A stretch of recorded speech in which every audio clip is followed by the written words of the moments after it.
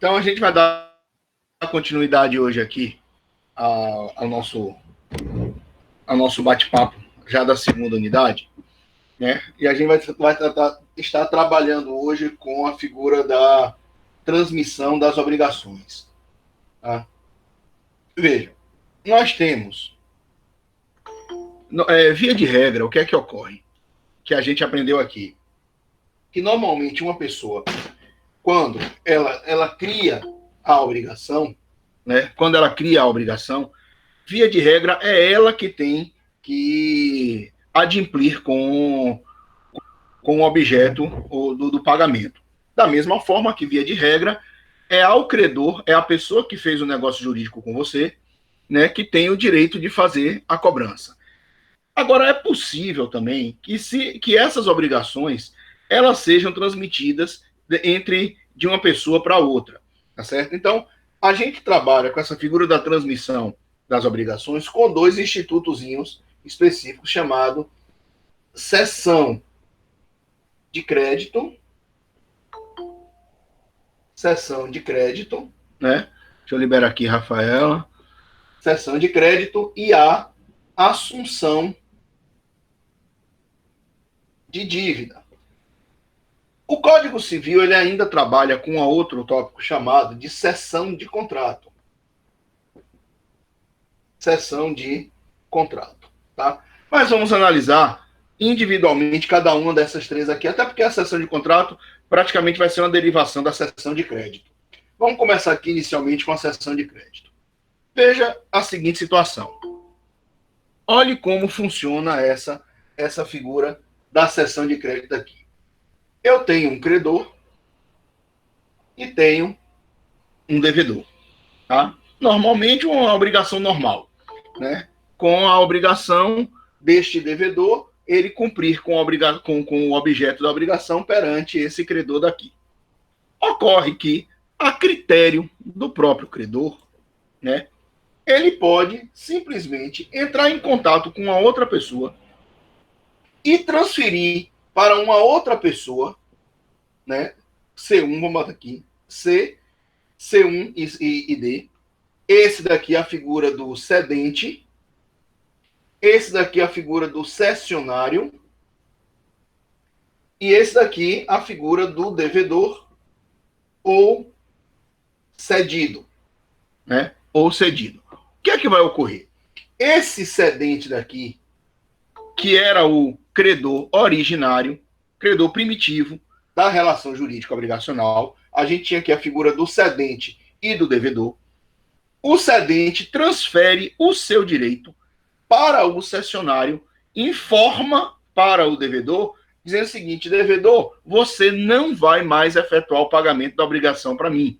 Você vai pagar agora para fulano de tal. Ou seja, o cedente, aquele que cedeu o crédito, vai informar ao devedor que ele vai efetuar o pagamento agora para essa figura daqui, que é o cessionário ou o beneficiário do crédito que foi transferido para ele, tá certo? O devedor, ele não pode se negar a descumprir com essa obrigação, por mais que ele tenha problema com o cessionário. Se houve a cessão de crédito, é um direito que esse cedente aqui tem de transferir o direito dele para quem ele quiser e bem entender. Então, ele não precisa da anuência do devedor. O devedor ele terá que ser notificado, porque ele não sendo notificado, corre o risco dele efetuar o pagamento para o DICAR ainda quando o direito agora foi transferido para o DICAR. É muito comum isso acontecer com instituições bancárias, né? O banco, né, às vezes ele tem um crédito com você e ele vende este crédito para uma outra pessoa. Ou você deve para uma empresa e essa empresa vende o crédito que ela possui para uma outra empresa, para que essa uma empresa específica de cobrança, para que ela venha efetuar o pagamento da dívida que foi instituída. É muito comum essa transação, tá certo? Então não é nada ilícito, não é nada contrário à lei, né? Isso é muito comum acontecer. Agora, veja lá, o cedente, ele tem por obrigação, empresa de factoring fazem muito isso, né? A empresa, o cedente, o credor cedente, ele tem a obrigação de informar para o devedor que ele vai efetuar o pagamento agora para outra pessoa. Quais são as consequências que a gente tem em relação a isso daqui? Veja, normalmente se pergunta, e se caso o devedor ele não cumpra com a obrigação para com o cessionário, o cedente ainda responde por esta obrigação?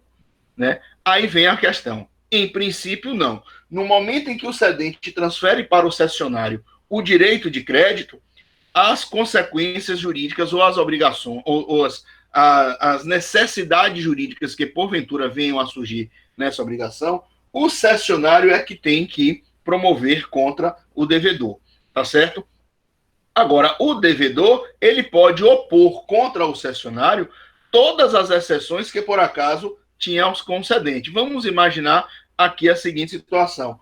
Essa dívida daqui, ela prescreve depois que existe a transferência da cessão de crédito. Vamos imaginar que a dívida era uma dívida líquida uma dívida de dinheiro, né? Cuja prescrição se operaria com 5 anos. Com 4 anos, né, da dívida ainda não cobrada, o cedente ele transfere o direito para o cessionário. O devedor agora tem a obrigação de pagar para esse cessionário daqui.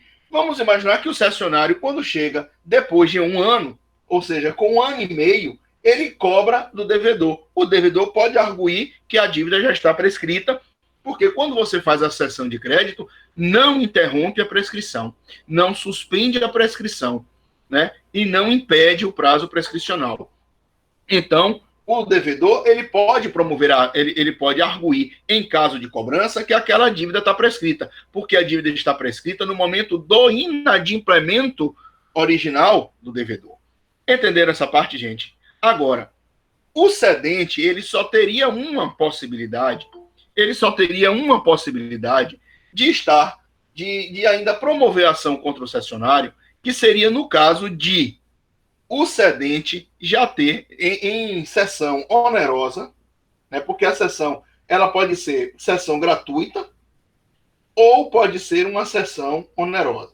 Em havendo a cessão onerosa, se o cedente já tinha o conhecimento de que o devedor estava já inadimplente, ou já estava insolvente, não é inadimplente, né? Estava insolvente, né? Aí a questão da insolvência é quando o passivo do devedor é muito maior do que o seu ativo, ou seja, ele não detém capacidade de pagamento nenhuma. Então, se o cedente já tinha o conhecimento da insolvência do devedor, ele vende, né? Ele transfere onerosamente a obrigação. Então, este cessionário aqui, né, ele vai sofrer um prejuízo duplo, praticamente, porque ele compra e depois ele não tem como receber. Então, nessa situação aqui, o cedente, ele agiu de má fé, tá certo? Então, ele poderá ser instado judicialmente numa ação de reparação de dano, né, com base no artigo 186, aquele que por ação ou omissão voluntária, negligência ou imprudência, violar direito, né? Então, veja que aí, nessa circunstância, é porque o cedente, a possibilidade do cessionário cobrar ao cedente é única e exclusivamente porque o cedente agiu de má fé, porque ele já sabia da insolvência do devedor. Entenderam essa parte aí? O que, Kaline, que você quer que eu repita? Chegou um momento que eu me perdi, aí de lá para cá não entendi mais. Na parte a prescrição é em 5 anos. E aí com 4 anos da dívida, aí você contou a história, aí eu me perdi. Pronto, aí estou dizendo o seguinte, que com 4 anos, faltando 1 ano para a dívida para a pretensão prescrever, o cedente transfere o direito para o cessionário. Só que o cessionário ele teria 1 ano ainda para poder promover a ação de cobrança contra o devedor. Só que ele entra com 1 ano e meio. Com 1 ano e meio a dívida está prescrita. Entendeu? Então, o devedor, ele vai... O cessionário não tem direito de mais 5 anos, porque não é caso nem de suspensão, nem de interrupção de prescrição. Entendeu? Então, o devedor, ele pode arguir contra o cessionário a prescrição, dizendo que a pretensão está prescrita porque a dívida prescreveu há 6 meses atrás. Entendeu agora? Ah, é o que a gente entendi. fala. E o Entendi. devedor ele tem o direito de promover contra o cessionário todas as exceções que ele exerceria contra o cedente. Entendeu? Eita, essa parte aí da exceção eu não entendi, não. Eu entendi que após um ano e Exceção. meio. Quando você fala exceção, a exceção é uma forma de defesa. Entendeu? Vocês vão aprender em processo civil isso. Você tem exceção, contestação e reconvenção. Exceção é uma forma de defesa. Então, se, por acaso, o devedor, a gente fala assim, promover contra o cessionário todas as exceções que promoveria contra o cedente, é porque se o devedor podia arguir prescrição contra o cedente, ele também pode promover a manifestação de prescrição contra o cessionário. Tá. Ele poderia arguir com o cedente, ele pode... Tá cortando sua... Ele poderia arguir contra o cedente, ele pode arguir contra o cessionário, não é isso? Isso. Tudo que ele poderia arguir contra o cedente, ele pode arguir contra o cessionário. Exatamente isso. Então, espera aí para anotar. Espera aí. André, você ia perguntar alguma coisa?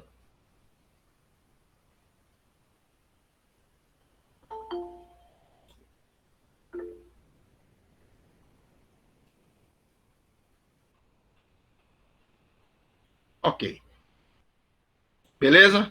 Então vamos lá. Ok, então, obrigado. Essa é a seção de crédito, tá certo? Por que a gente fala isso aqui, gente? Porque quando a gente estiver trabalhando com outras situações mais adiante, como forma de extinção de pagamento, novação, subrogação, pagamento especial, é uma tendência que as pessoas têm de confundir esses institutos. Então, que isso aqui fique bem claro. Na seção de crédito, o cedente transfere o seu direito para o cessionário e é o cessionário que tem que fazer a cobrança contra o devedor.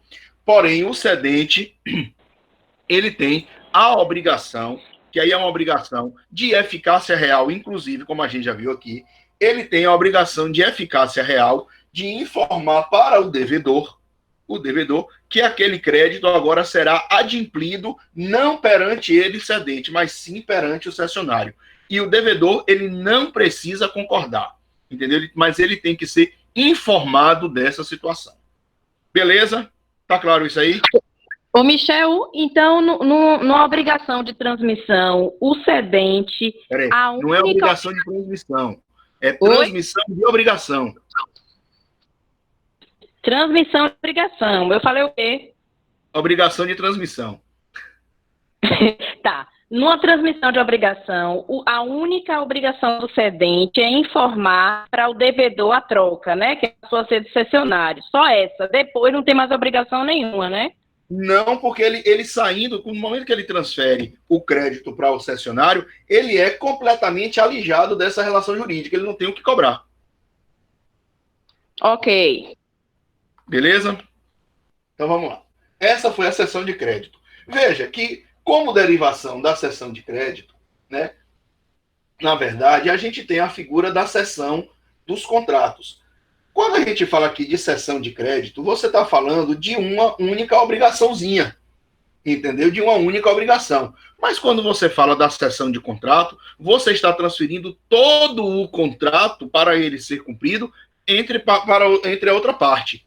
Entendeu? Então, você transfere a figura da pessoa contratante, você transfere esta responsabilidade para uma outra pessoa, uma terceira pessoa que pode aceitar ou não o contrato. Então, veja, no semestre que vem, quando vocês estiverem estudando a parte de contratos, né, vocês vão estudar um contratozinho, uma parte na especial, na teoria geral dos contratos, chamado promessa de fato de terceiro.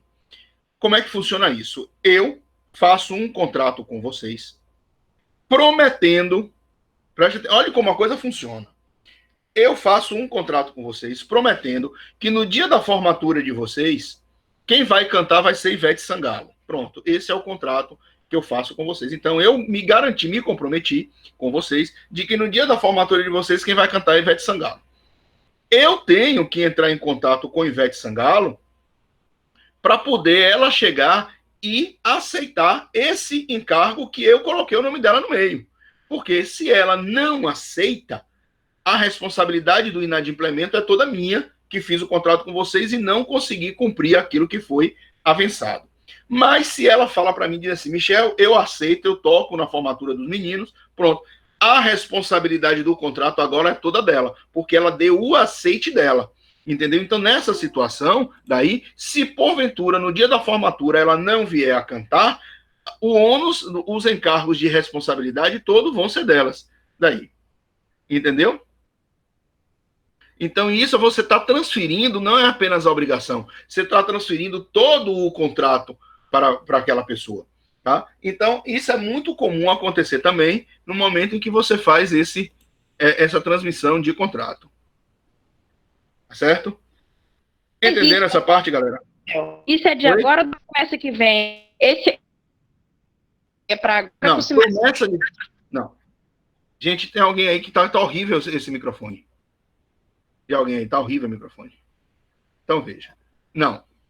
Eu dei um exemplo para vocês aqui. Sim, eu estou assinando o contrato, mas eu estou fazendo a promessa de um fato de uma terceira pessoa. Então, essa pessoa que ela pode assumir a obrigação. Isso vocês vão aprender com mais vagar em promessa de fato terceiro, em matéria da terceira do semestre que vem. Agora, isso é um tipo de cessão, né, que decorre da cessão de crédito. Tá? Então, a cessão de contrato é uma coisa super normal acontecer também, porque no momento que você transfere o contrato, você está transferindo todas as obrigações que estiverem, que são vinculadas ao contrato. Né? Então, veja, deixa eu ver aqui o que diz aqui o artigo da lei, para vocês verem como a coisa funciona aqui dentro do Código Civil. Espera aí.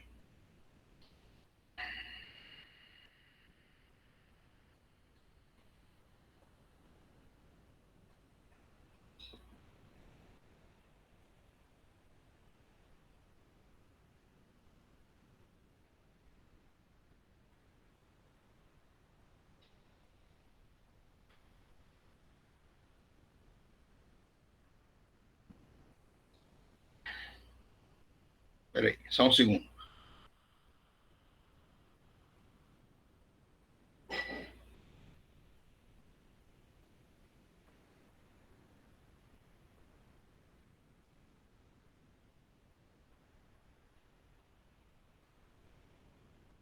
A minha internet está horrível aqui também. Só um segundinho, gente.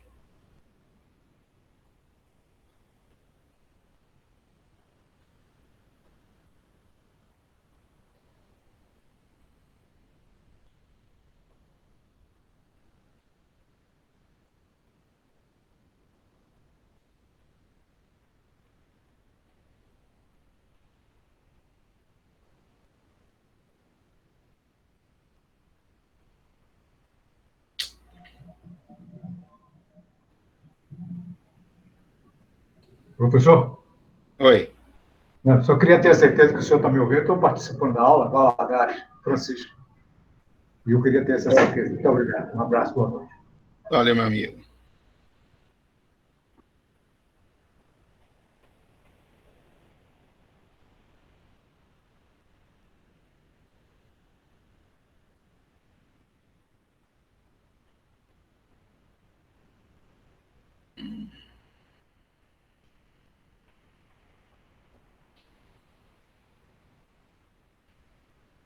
Aqui.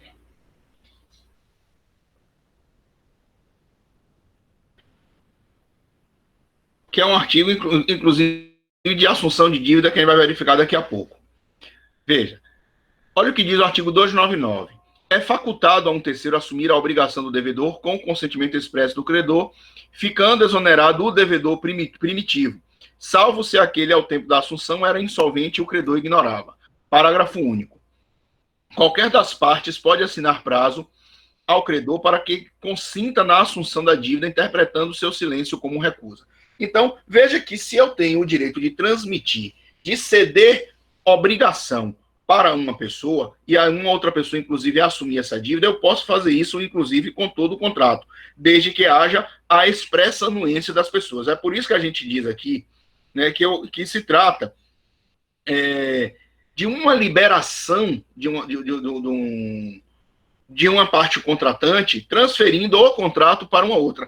Veja que, às vezes, acontece também, até no nosso cotidiano, de advocacia, que vocês vão trabalhar isso quando vocês estiverem já advogando, se houver, por exemplo, um subestabelecimento de procuração, né, um subestabelecimento sem reserva de poderes para um outro advogado. Então, vocês me contratam como advogado, aí, por qualquer motivo, eu não tenho mais interesse ou de patrocinar a causa de vocês, né, ou porque eu não tenho mais condição para ser advogado, porque eu posso ter deixado de ser advogado por qualquer motivo. Então, eu transfiro aquele contrato de honorários para uma outra pessoa, né? Para uma outra pessoa. Então, no momento que eu faço esse subestabelecimento sem reserva de poderes, inclusive, eu transfiro para esse novo advogado todo o contrato de honorário que eu tinha assinado com vocês. Então, quem vai efetuar o pagamento dos honorários são vocês para ele, e não mais para mim.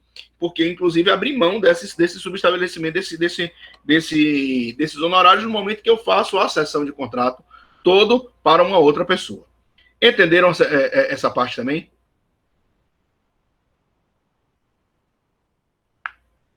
Beleza. Aí veja aqui que a gente trabalha agora com a outra situação, que é a figura que a gente leu aí para vocês, da assunção de dívida. Assunção de dívida. Essa daqui, tomem cuidado, gente, com isso aqui. Porque isso daqui, essa assunção de dívida, ela também é chamada de cessão de débito. Cessão de débito. Então, para que vocês não confundam cessão de crédito com cessão de débito. Eu, particularmente, não gosto muito de chamar de cessão de débito, justamente para evitar essa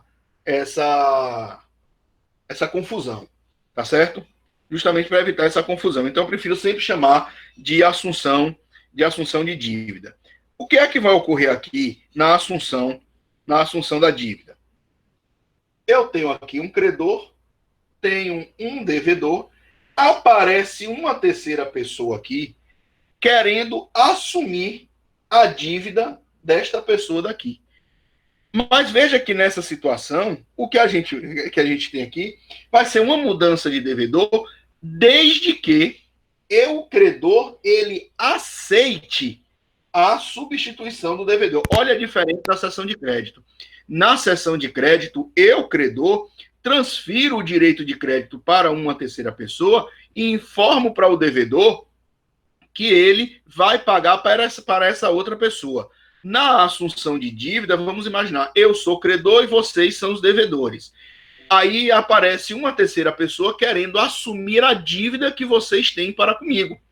Então, para que essa assunção de dívida ocorra, eu tenho que aceitar essa substituição, porque primeiro eu tenho que verificar se o novo devedor ele reúne condições de me pagar.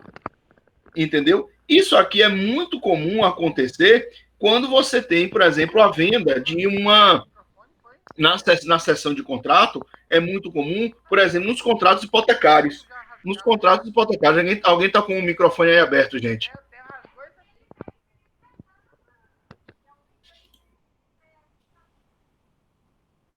Então, isso é muito comum. Não é a figura da franquia, não. A franquia ela é uma outra situação, a questão de seguro. Isso é muito comum, por exemplo, numa questão de hipoteca. Veja, eu faço uma compra e venda de um imóvel, e dou esse imóvel daqui em garantia para o banco. Sei lá, vou colocar aqui, aleatoriamente, o Banco Itaú. O Banco Itaú é o meu credor hipotecário. Né? A minha dívida com o Itaú, ela vai ser de 300 meses. Pronto. Só que, com algum tempo, eu desejo vender o apartamento.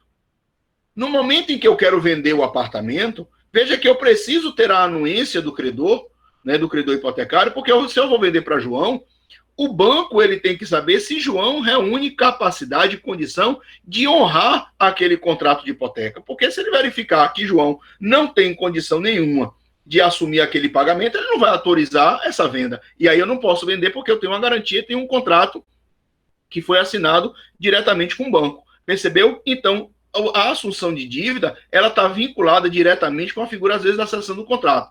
Mas veja, na cessão do contrato, você transfere todo o contrato. Na assunção de dívida, é possível que você tenha um inadimplemento simples ou uma obrigação de natureza simples, né? E que uma pessoa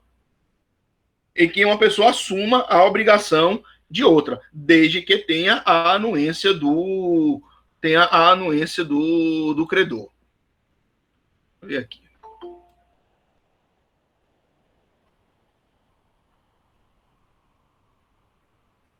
Ok, Milena. Tá certo? Então, isso é muito comum acontecer. Agora, veja que na assunção de dívida, a gente tem a possibilidade, né, de estar discutindo se a pessoa reúne essa condição. Por quê? A importância é justamente essa aqui, porque no momento em que eu, credor, eu aceito esse devedor daqui como sendo o novo pagador, eu estou retirando o de cá da relação jurídica. Entendeu? Logo, se esse devedor 1 aqui, ele ficar inadimplente comigo, eu não tenho possibilidade de cobrar nada desse devedor que era o devedor originário. Entendeu? Porque eu dei o consentimento de substituição. Tá certo? Entenderam essa parte? Pronto. Agora, quando você fala de assunção de dívida, a assunção de dívida ela traz duas espécies. A assunção de dívida por expromissão e a assunção de dívida por delegação. São duas situações diferentes. Tá? O que é que ocorre? Né? Na expromissão, o novo devedor, né, assume a dívida diretamente com o credor, ou seja, esse devedor daqui, ele busca o credor para assumir a dívida do de cá, né?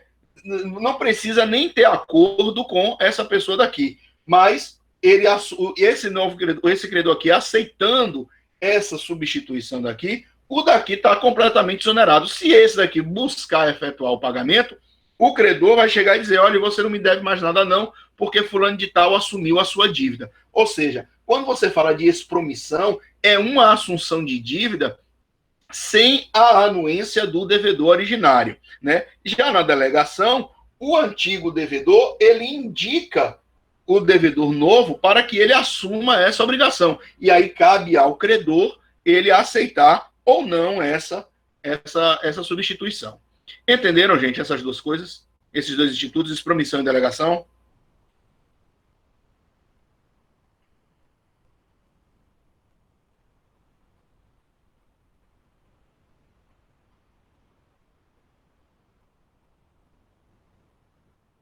Na expromissão, veja, olha a diferença.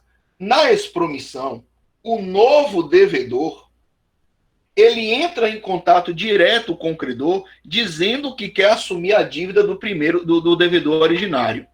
Então, esse credor daqui, aceitando essa substituição, né, houve uma assunção de dívida por expromissão, ou seja, foi uma retirada do devedor originário da relação jurídica sem o seu consentimento. Isso é expromissão.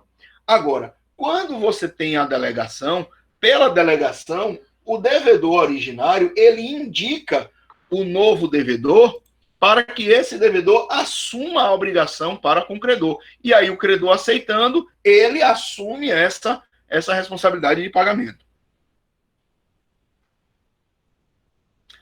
A diferença é que na delegação o devedor indica, né? O devedor antigo indica. E na expromissão, o novo devedor entra em contato direto com o credor.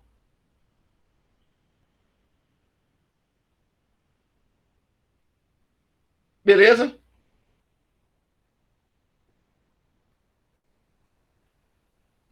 Aí depende, tem vários exemplos. Por exemplo, um pai que aceita que está verificando que o seu filho está devendo, entendeu? Então esse pai procura o credor diretamente e diz, olha, eu quero assumir a dívida de meu filho aqui. Aí você tem uma expromissão, entendeu? Na delegação, normalmente o exemplo que a gente deu da troca de financiamento seria por uma delegação, entendeu? Porque o antigo devedor ele vai indicar a pessoa que está querendo adquirir o apartamento. Então, o do apartamento do financiamento imobiliário seria uma delegação e o pai que assume a dívida do filho diretamente é uma expromissão.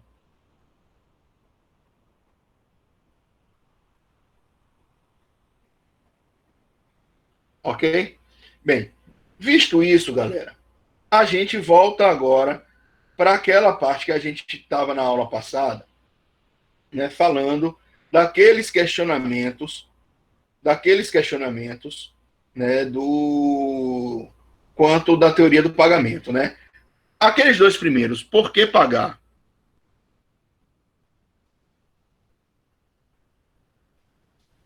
É o credor que dá a anuência, Kaline, não é o devedor. Quem tem que concordar com a substituição é o credor. Ok? Então, veja. Naquelas regras de pagamento que nós vimos aqui, a primeira e a segunda, acho que ficaram bem claras, né? O porquê pagar, né? E o como pagar. As maiores situações, né, e discussões que nós temos são ocorrem a partir do terceiro questionamento, né? Quem pode pagar, que seria aquela terceira pergunta que nós fizemos aqui. Então, veja. Se você for pensar, né, a resposta, e a gente discutiu isso na última aula, quando você pergunta quem pode pagar, a resposta normal, natural e de imediato é a figura do devedor, né? Mas esse pagamento pode ser realizado além das pessoas do devedor, como nós falamos aqui.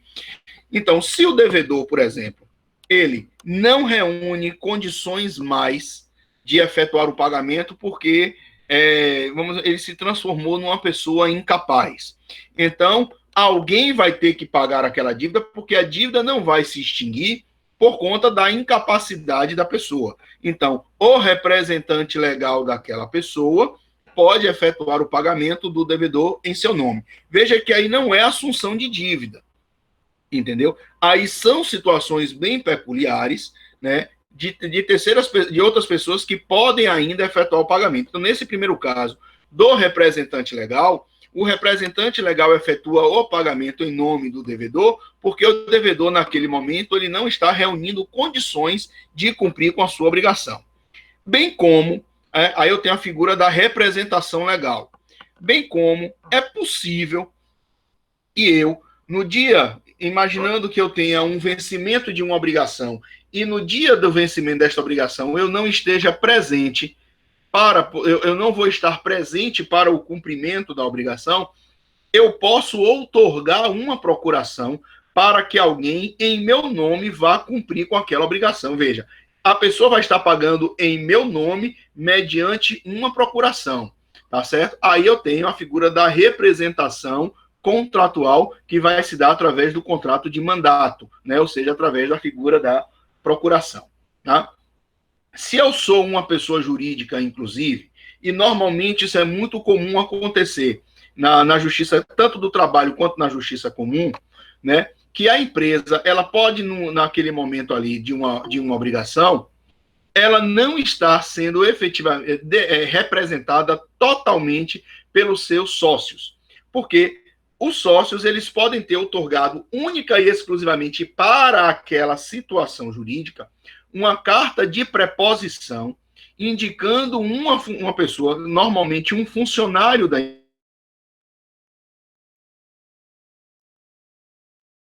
processo. É a figura do preposto, tá certo? Então, veja, a carta de preposição, ela serve para uma situação apenas. Quando você fala de procuração, a procuração ela tem poderes mais amplos. Então, eu posso outorgar uma procuração para que aquela pessoa me represente em diversas obrigações. Mas, se eu quiser entregar uma carta de preposição, a carta de preposição ela tem que ser direcionada especificamente para cada obrigação. Tá certo? Entenderam essa parte aí? Isso nós estamos analisando os atos intervivos, tá certo? Os atos intervivos. Por quê? Também é possível que o devedor ele venha a morrer, né? E aquela obrigação seria uma obrigação que se transmitia mortis causa. Não é uma obrigação de caráter personalíssimo, né? Ou seja, não vai se extinguir com a morte, mas ela pode ser transferida para os herdeiros do devedor. Logo, você tem a figura dos herdeiros que vão efetuar o pagamento em nome do devedor. Tanto assim que quando vocês estiverem estudando lá direito das sucessões, lá no 8º semestre de vocês, né, o professor vai informar para vocês a seguinte situação, que toda pessoa que morre tem que se abrir o inventário, né? E o inventário ele serve primeiramente para pagar as dívidas do morto e aí, se sobrar alguma coisa, se proceder à partilha. Então, veja que o morto, né, não vai pagar por conta do óbito. Então, os herdeiros, o espólio do morto, né, do falecido, é que vai fazer frente às despesas, às dívidas que ele contraiu, né, em vida e, então, por serem obrigações que se transmitem causa mortes, então, os herdeiros é que vão estar efetuando o pagamento em nome do devedor, que é o morto. Tá certo? Agora, eu tenho ainda duas possibilidades. Uma está diretamente vinculada à figura aqui da assunção de dívida, né? E a outra não. Eu tenho a figura dos terceiros que podem estar efetuando o pagamento. Então, eu tenho a figura do terceiro interessado e eu tenho a figura do terceiro não interessado que efetua o pagamento. Qual é a diferença principal que eu tenho? Quando você fala que a pessoa é um terceiro interessado, o terceiro interessado é todo aquele que pode vir a ser obrigado a pagar toda a obrigação, né? Ou todo aquele que pode vir a se prejudicar caso o devedor não pague. Por exemplo, nas responsabilidades solidárias e subsidiárias, quando você tem, nos exemplos que nós demos aqui em sala, a figura do avalista, que tem uma responsabilidade solidária, e você tem a figura do fiador, como, via de regra, responsabilidade subsidiária. Então, veja, pensando aqui na figura do fiador, que fica mais claro para a gente entender. O que é que ocorre se o devedor principal não paga? O credor ele pode exigir do fiador o cumprimento da obrigação. Pronto. O fiador paga e depois ele pode promover ação regressiva contra o devedor principal, né? Então, veja que essa pessoa daqui, veja que até o fiador, antes de ser executado, ele pode se antecipar e efetuar o pagamento, né? Sabendo que o devedor, né, ele vai ser inadimplente e ele, fiador, não está com a intenção de sofrer nenhuma ação, ele chega, se antecipa, procura o credor e diz, olha, eu sou fiador de fulano de tal, ele está passando por tal dificuldade e eu não quero ter prejuízo por conta desse débito dele, então já estou me antecipando, já estou pagando para você. Ou, quando ele for instado, não necessariamente através da justiça, né? Ou ainda que seja, ele pode ser intimado a cumprir com a obrigação, ele vai, paga e depois ele promove a ação regressiva contra o devedor principal. Então, essa é a figura do terceiro interessado. O terceiro interessado é aquele que efetua o pagamento, né, em nome do devedor principal e depois ele tem o direito, aí é que vem a historinha aqui, gente. Ele tem, inclusive, o direito de se subrogar nos direitos do credor. Aí, quando a gente estiver falando aqui de subrogação, né, explicando para vocês subrogação, a gente vai voltar a esse tópico, porque na subrogação, o que é que ocorre? Uma terceira pessoa efetua o pagamento para o credor, tira o credor da relação jurídica e assume a condição, a qualidade de credor contra o devedor principal, né, porque ele vai promover agora uma ação regressiva. Isso somente pode acontecer quando um terceiro interessado efetua o pagamento. Por quê? Eu tenho, às vezes, a figura do terceiro não interessado, Porque o terceiro não interessado é aquele que não tem interesse jurídico na relação. Mas ele pode ter um interesse pessoal em relação ao devedor. Como, por exemplo, nós falamos aqui a figura do pai, né, que paga em nome do filho mediante a assunção de dívida por expromissão. Como também pode acontecer de um amigo querer, vendo a dificuldade do outro em efetuar o pagamento de uma dívida, ele vai, paga para o credor e depois ele tem o direito não de cobrar tudo o que o credor cobraria, né? Porque como o terceiro não interessado, ele está pagando por mera liberalidade, porque ele não iria sofrer qualquer tipo de sanção se ele não pagasse, ele está pagando porque ele quer. Ele terá o direito de ser reembolsado somente daquilo que ele despendeu.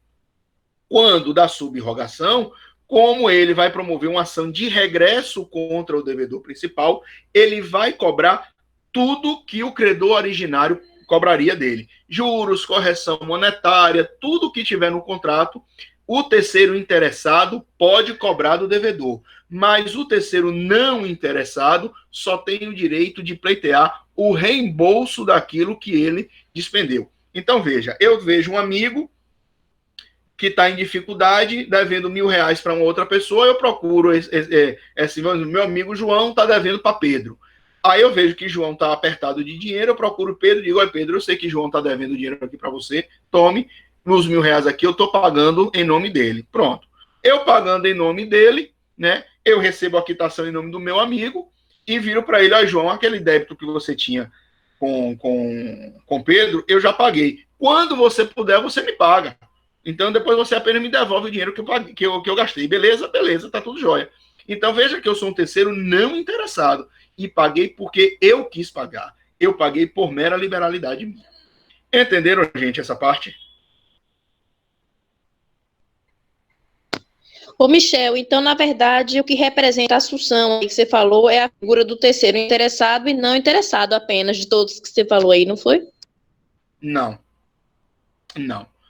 Porque no terceiro, na assunção de dívida por expromissão, existe uma assunção de dívida, a pessoa vai pagar e depois não tem. Na expromissão, o devedor original não tem mais obrigação nenhuma, não vai pagar nada.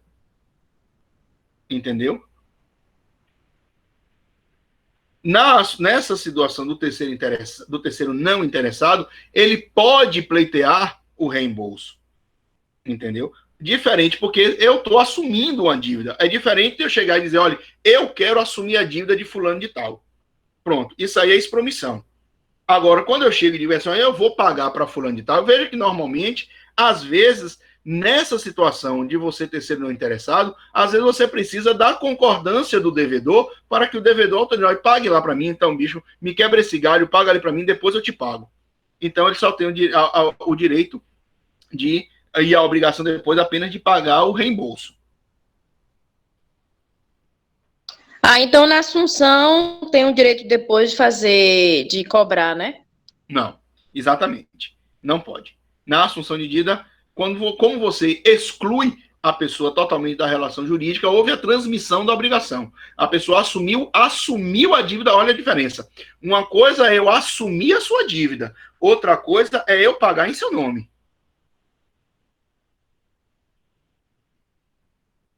Entendeu agora? Professor, isso quer dizer que nas duas situações, tanto o terceiro interessado como o não interessado, em todos os dois casos seria expromissão? Porque ele está pagando de livre e espontânea vontade, ele está preocupado Não. O terceiro interessado, ele pode ser prejudicado pelo não pagamento. Veja a figura do fiador. Se o devedor não paga, o fiador paga. Então, ele é terceiro interessado, ele paga por interesse jurídico. Aí não é expromissão. Aí pode estar com regressão. Exatamente. Porque quando você fala de assunção de dívida, você está assumindo a dívida de uma pessoa. Na situação aqui do terceiro interessado e terceiro não interessado, a pessoa está pagando em nome da pessoa, mas não está assumindo a dívida. Então, uma coisa, porque se eu assumo a dívida, é como se eu dissesse, eu estou assumindo sua dívida, então você não paga mais nada para ninguém. Você está fora disso aqui. Na outra, não. Na outra, eu estou pagando com o direito ou de entrar com ação regressiva se eu for terceiro interessado, ou com o direito de pleitear o reembolso daquilo que eu paguei, porque você estava apertado naquele momento. Perfeito. Ok. Beleza? Beleza. Vamos lá, então. Tá certo?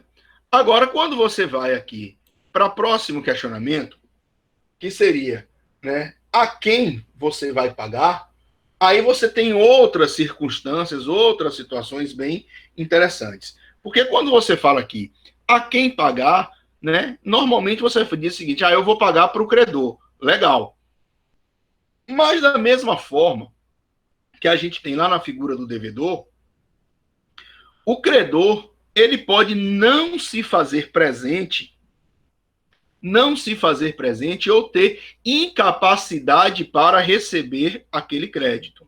Então, veja, se a pessoa é incapaz para receber o crédito, é possível que o seu representante legal receba em nome dele, certo?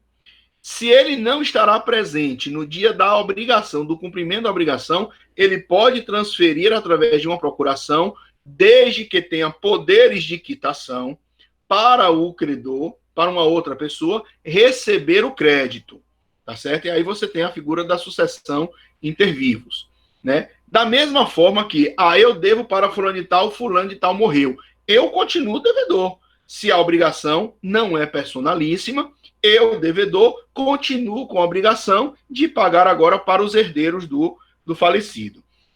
Então, nessa situação daqui, a gente tem essas possibilidades. Veja que aqui eu não tenho possibilidade agora de dizer que eu vou pagar para uma terceira pessoa, seja ela interessada ou não interessada. Porque aí a gente vai cair na regra de que, naquele ditado que diz, quem paga mal, paga duas vezes. Então, se eu efetuo o pagamento para a pessoa errada, eu tenho que efetuar o pagamento agora para a pessoa certa e depois eu promover uma ação de repetição de indébito contra aquela pessoa que indevidamente recebeu.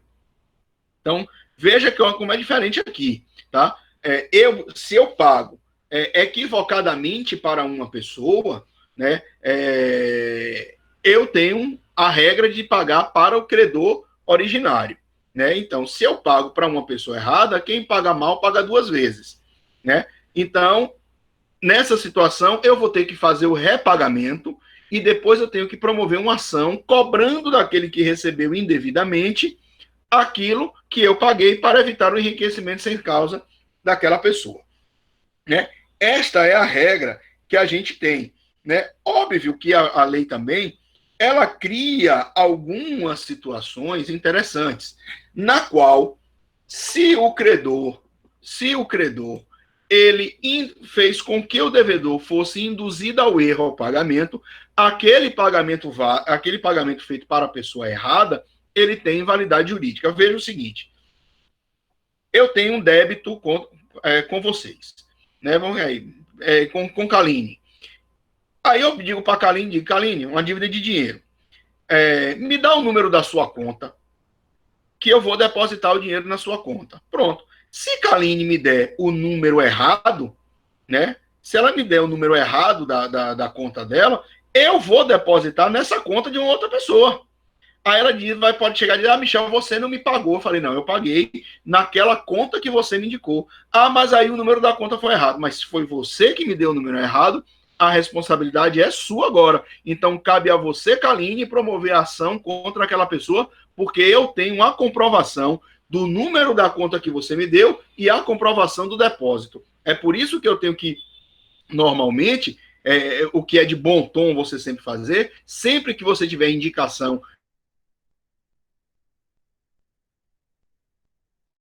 aquilo para você é a pessoa, porque se foi você que anotou o número errado, aí, meu amigo, você vai ter que pagar para a pessoa certa e depois buscar aquela pessoa que recebeu indevidamente para poder receber o pagamento. Entendeu? Aí, nessa situação, você tem essa possibilidade do pagamento à pessoa errada que tem validade jurídica. E a própria lei, ela trabalha com outras situações, né? A própria lei, ela diz, quando o credor ratifica o pagamento, eu pago para sei lá, vamos imaginar que eu esteja devendo para Paulo, aí no dia do pagamento, que eu vou efetuar o pagamento, Paulo não está presente, mas Kaline está. Aí eu digo para dizer para Kaline, olha, Kaline, é o seguinte, eu estou devendo aqui esse dinheiro para Paulo, aqui, você poderia pagar e eu receber e entregar isso para ele? Pronto. Ela, beleza. Paulo, uma pessoa de boa fé também, Kaline também de boa fé. Kaline chega e vira para Paulo, oi, Paulo, Michel deixou esse dinheiro aqui e dizia que ele tinha que te pagar hoje. Paulo chega, beleza, era isso mesmo que ele estava me devendo. Ou seja, Paulo ratificando, ou seja, confirmando o pagamento, me libera de uma obrigação de pagar novamente para ele. Entendeu? Porque ele está confirmando que o pagamento feito à pessoa errada, né, que eu deveria pagar inicialmente apenas para ele, e veja que nessa situação Kaline não tinha procuração de receber, né, de direito de receber, porque ela não tinha procuração de Paulo para receber, mas ele confirmando, por conta da boa-fé envolvida, não tem problema nenhum em relação a isso.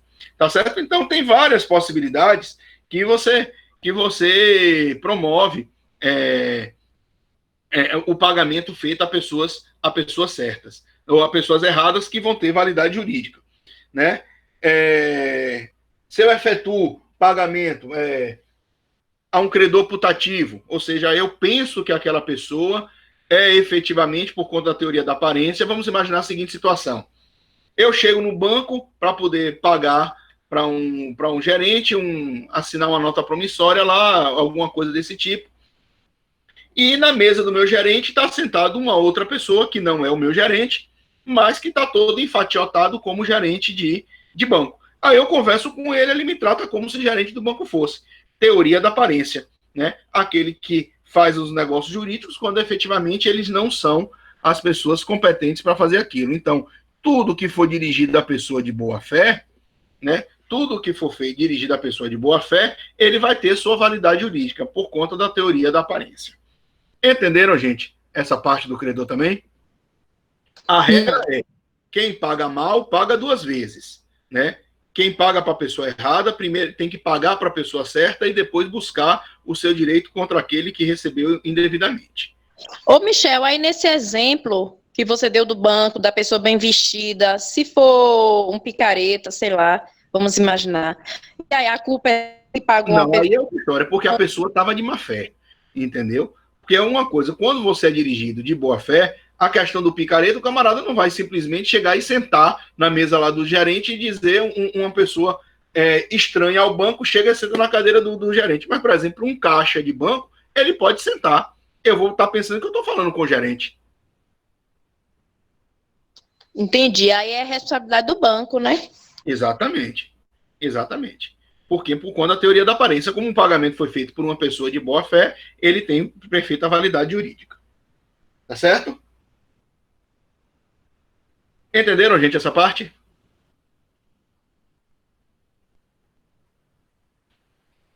Aí vem aqui o outro questionamento, né? O que pagar? Aí a gente estava falando exatamente a figura do objeto da obrigação. Então, aquela informação sempre. O objeto tem que ser lícito, possível, determinável, tem que importar na possibilidade de transmissão de propriedade do devedor para o credor, aquela coisa toda, né? Só que, como a gente disse nas nossas aulas iniciais aqui, via de regra eu tenho uma obrigação in natura, né? Da execução da obrigação ser in natura. Então, se eu tenho a obrigação de pagar este piloto azul, eu não posso estar pagando este piloto preto.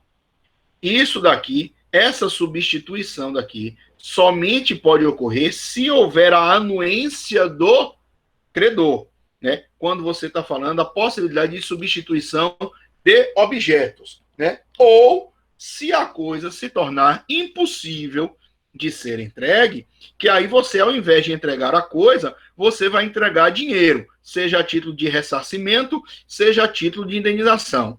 Ou então ainda, quando nós estivermos diante das obrigações alternativas, das obrigações facultativas, né? Que aí você tem a possibilidade de alterar o objeto da obrigação.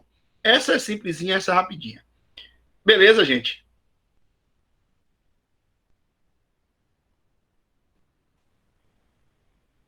Ok? Eu vou falar mais uma e deixo as outras duas que demandam mais tempo para o nosso próximo encontro. Veja, agora o sexto questionamento que a gente coloca. Como você prova o pagamento? Né? Vamos lá. Quando a gente disse aqui, o que é o pagamento? O pagamento é ato do devedor, preste atenção nisso. Pagamento é ato do devedor pagando, cumprindo com a sua obrigação para com o devedor, ou para com o credor, satisfazendo o direito dele. Agora, se a gente chega, isso é importante porque a galera não confunda. Porque como é que você prova o pagamento? O pagamento se prova através da figura da quitação. Tá? Então, esse negócio de dizer você prova pelo recibo. Não. Você prova o pagamento via quitação. E o que é a quitação? Quitação é ato do credor liberando o devedor. Tá certo? Olha isso. Pagamento é ato do devedor satisfazendo o direito do credor. E quitação é ato do credor liberando o devedor daquela obrigação. Agora, como é que se faz a prova da quitação? Aí sim, a prova da quitação se dá por todos os meios de prova em direito admitidos, porque a quitação ela pode ser ou um negócio jurídico ou pode ser um ato jurídico em sentido estrito. Porque, sendo negócio jurídico, você prova mediante documento, mediante testemunha, mediante perícia, mediante confissão, todas as formas. Agora, como a obrigação, né? Como no momento que o devedor cumpre com a sua obrigação, ele gera uma obrigação também para o credor, que é a obrigação de quitar a dívida. Porque se você não quita a dívida, se você, credor, não dá a quitação ao devedor, ele fica com insegurança jurídica, dizendo que você pode chegar no momento futuro e ingressar com ação. Aí veja o que tem aqui no artigo, e a importância da quitação se dá aqui por conta do artigo 940, acho que é o artigo 940, deixa eu confirmar aqui, é o artigo 940 do Código Civil. Olha o que diz aqui o 940. 940. Aquele que demandar por dívida já paga, no todo ou em parte, sem ressalvar as quantias recebidas ou pedir mais do que for devido, ficará obrigado a pagar ao devedor, no primeiro caso, o dobro do que houver cobrado e no segundo, o equivalente do que dele exigir, salvo se houver prescrição. Então, galera, é por isso que é importante a quitação, eu ter a prova de que eu paguei. Porque se eu não tenho a prova de que eu paguei, a pessoa pode me cobrar depois, eu fico com insegurança jurídica, aí corre o risco até de juiz mandar eu pagar de novo, dizer, meu amigo, a obrigação era sua de pagar. A excelência, mas eu paguei, cadê a prova de que você pagou? Ah, ele não me deu. Bem, se ele não te deu, então você não pagasse e você entrasse com uma ação de consignação em pagamento, porque forçaria ele a dar a quitação ou a sentença do juiz serviria como comprovante de pagamento. Perceberam? Olha a importância que a quitação tem. Ô, Michel, por quanto tempo a gente tem a obrigação de guardar o comprovante de que pagou? Por quanto tempo? O prazo prescricional de uma cobrança. Qual tempo? Depende da obrigação. Ah, no caso, questão de crédito, essas coisas Aí são assim. 5 anos. Como? Aí são 5 anos. No caso, por isso que cartão de crédito na fatura seguinte, lá dizendo quanto, apesar do recibo, quanto pagou, né? Porque a obrigação de mostrar que você pagou. Tá cortando sua... Cartão de crédito, por isso que vem escrito o seu pagamento, que ela tem a obrigação de mostrar ali que você quitou. Eu não entendi porque cortou seu microfone. Digita aí que é melhor, eu espero você digitar.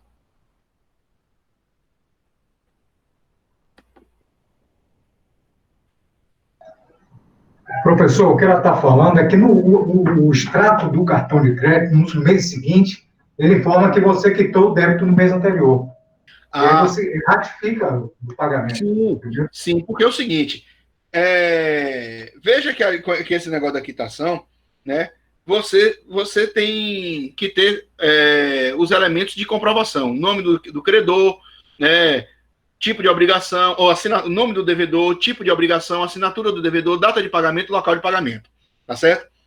Agora, porque a quitação, ela não se presume, né? Ela não se presume, a não ser que, né, você tenha algumas situações específicas, né? A entrega do título, né, por exemplo, se eu tenho um cheque, aí eu vou chegar talvez no questionamento de Kaline, né? E vamos imaginar que eu tenha emitido um cheque para vocês. E aí eu digo, olha, eu vou resgatar esse cheque e dou o valor em dinheiro para vocês. Se vocês me devolveram um cheque, presume-se que eu paguei, porque aquele cheque que eu passei para vocês, eu só iria resgatar mediante o pagamento. Então, eu tenho aí uma presunção de que, eu estando de posse do cheque de novo, é uma presunção de que eu já paguei. Essa é uma exceção, né? Nessa situação da questão, às vezes, do cartão de crédito, vem a informação de que você liquidou a fatura anterior, né, que está totalmente liquidada, a não ser que você tenha efetuado o pagamento parcial, porque no pagamento parcial vai estar cobrando na dívida, na nova fatura. Agora, às vezes a gente tem uma questão bem interessante, que eu não sei se é isso que vocês estavam falando, ou vocês até repararam isso. Quando você tem parcelamento, né, pagamento em cotas periódicas, através de boleto, se você chegar e pega um último boleto, um que vence agora em abril e outro que vence em maio. Veja que se você olhar no de maio, normalmente ele está dizendo o pagamento desta parcela daqui não quita a anterior. Entendeu? Às vezes isso vem essa informação no boleto, porque está dizendo que se você pagar uma posterior, não existe a presunção de pagamento anterior. Por quê? Se não tiver essa informação, corre o risco de você pagar a última, e você considerar paga todas as parcelas anteriores. Entendeu? Porque se houver o pagamento da última, presume-se que você pagou as anteriores, porque não tem aquela ressalva, né? Porque se você tiver a ressalva de que o pagamento daquela não quita dívidas anteriores, está tudo beleza, mas se não tiver essa ressalva, você pode pagar a última, que vai presumir que você pagou as anteriores.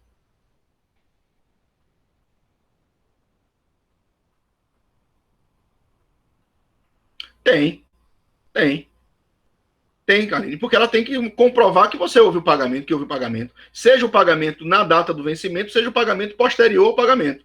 Porque aí o pagamento, ele tem como comprovar a data, inclusive, de pagamento, até para poder gerar a possibilidade dele cobrar juros.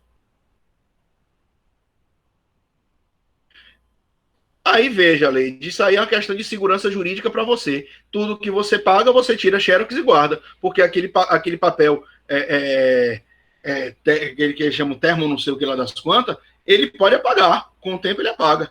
Então, sempre que você efetuar o pagamento, tire uma cópia e guarde nas suas pastas, para evitar a situação. Então, veja, além dessas duas que nós falamos aí, veja duas coisas aqui interessantes.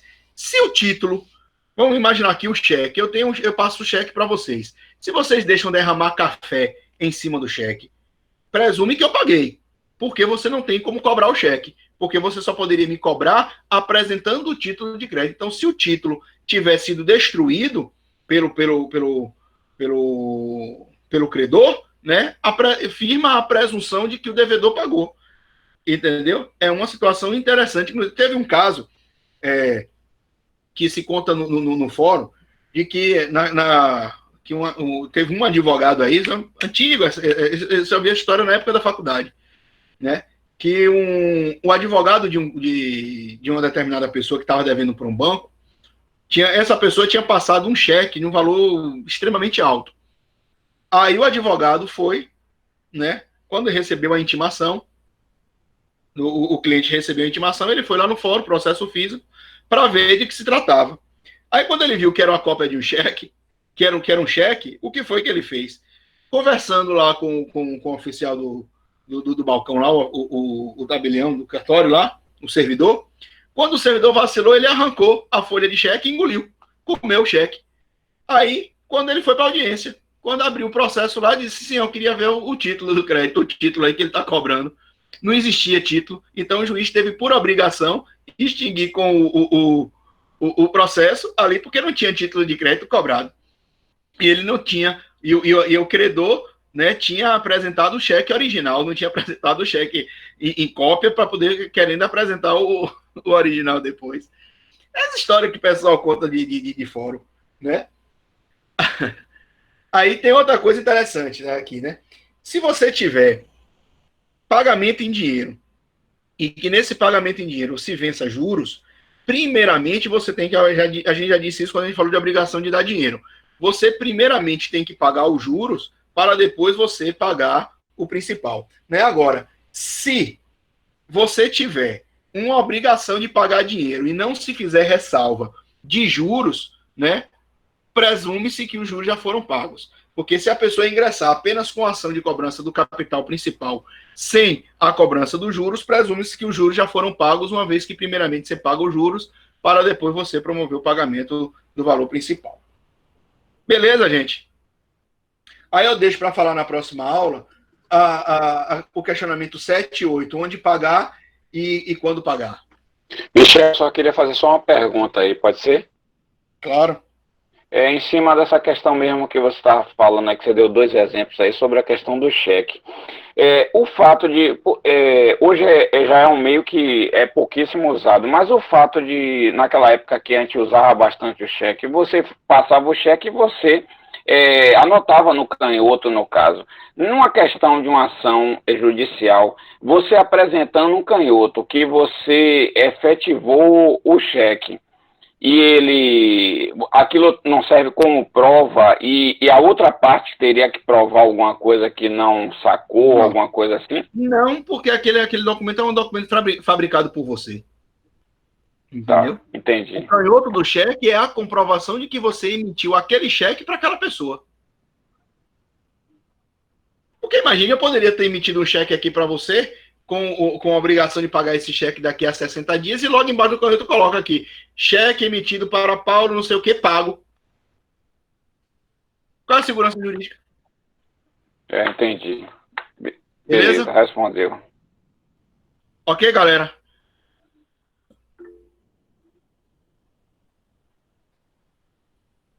Dani, o link é sempre tá todo fixo agora, entendeu? Vai ser sempre o mesmo link para todas as nossas aulas, entendeu? Para acessar as aulas com esse link, não precisa da sua autorização depois, não, né? Tá tranquilo Não. lá, né? Você com o link, você acessa as aulas lá quando ela estiver disponibilizada.